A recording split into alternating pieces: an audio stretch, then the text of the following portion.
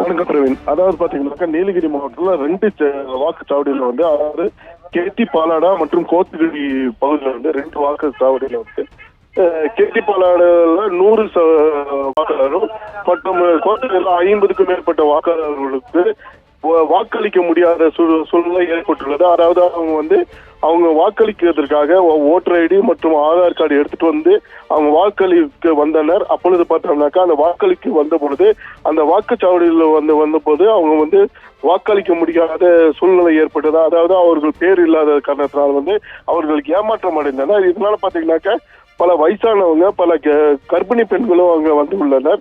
அவர்கள் அங்க அவர்களுடைய உரிமை அவங்களுக்கு காமிச்சுட்டு அப்ப பார்த்தோம்னாக்கா அங்க அவர்களுக்கு வாக்களிக்க முடியாத சூழ்நிலை ஏற்பட்டது.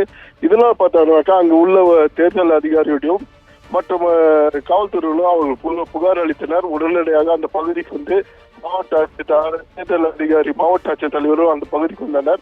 இது எவ்வாறு விடுபட்டது என்று தற்போது அவர்கள் விசாரணை மேற்கொண்டு வருகின்றனர். இதனால பாத்தீங்கன்னாக்கா அந்த 2 பகுதியில பெரும் பரபரப்பு ஏற்பட்டது.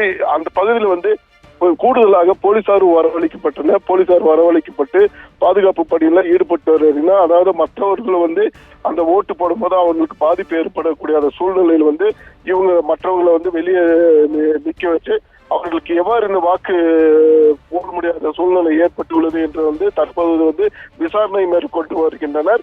அது மட்டும் இன்றி பார்த்தோம்னாக்கா தாசில்தாரும் அந்த பகுதிக்கு வந்திருக்காங்க. தாசில்தாரும் தற்போது விசாரணை மேற்கொண்டு வருகின்றனர். பிரவீன்.